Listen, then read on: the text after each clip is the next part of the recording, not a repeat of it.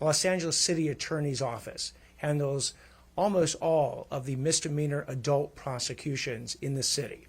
A lot of those misdemeanors can involve curfew violations. They can involve failure to disperse orders that were not complied with. I know that the City Attorney's Office last week brought 14 prosecutions. I am sure that they have hundreds of these under review. In the District Attorney's Office, we have either filed or in the process of filing 30 charges. You heard that the U.S. Attorney's Office has an additional 20 charges. We are getting as we get the charges, we evaluate them as quickly as we can, make sure that the evidence can be proven beyond a reasonable doubt in a court of law, and then we bring the appropriate charge. We anticipate that happening for, as you heard from law enforcement, for weeks or months to come. Yes. We'll go here and then we'll go back there. Okay. This might be a combined question for you and the U.S. Attorney. It seems some of the assaults on officers are being charged federally, some are charged state, and then in the case like Palermo, there's parallel tracks. Can one of you just explain, I guess, like the threshold as to what is causing something to be federal or state? Because, they've charged guys in Paramount, right, allegedly threw Molotov cocktails at sheriff's deputies, and that's a federal case, and you've got this firework case involving the LAPD. That's you. So just can you kind of just walk me through why some are going some way, some are going the other? There are certain charges that are actually, the federal government has a certain type of charge that would be more appropriate for the facts involved. And sometimes it's the state and local district attorney's office, and sometimes even the city attorney's office that has both jurisdiction and the appropriate charge for the facts that we are presented. Law enforcement is working in a unified way.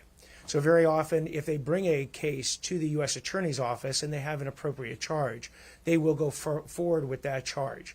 There are situations where, in the Palermo case, for instance, there's an overlap, where the types of criminal actions that he has committed are both federal violations and state violations. You will see those cases being somewhat rare, where you'll have, in essence, parallel tracks that will go on with a particular case. Most likely, for instance, the misdemeanors that we were talking about a minute ago, whether they're failure to disperse, failure to comply with a curfew, those are inherently local and state charges. Again, you will hear Mr. Asele talk about certain charges that can be brought in connection with the civil disturbance, and I'll bring him up here in a moment. But again, we will try to find the appropriate charge for the crime that's been committed. Mr. Asele. Yeah, thank you.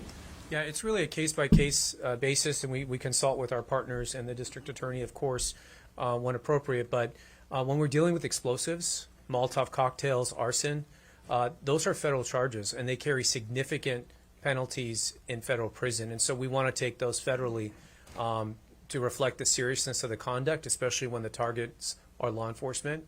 That's really what ATF does. That's why ATF is here. They specialize in explosives. They have that expertise. And then as far as the other cases, it's really going to depend. The looting, depending on the facts of the case, we might be able to take that federally as a Hobbs Act robbery. But we have additional things we need to prove that the DA might not have to prove. So it really depends on the strength of the evidence of the case and what the facts are.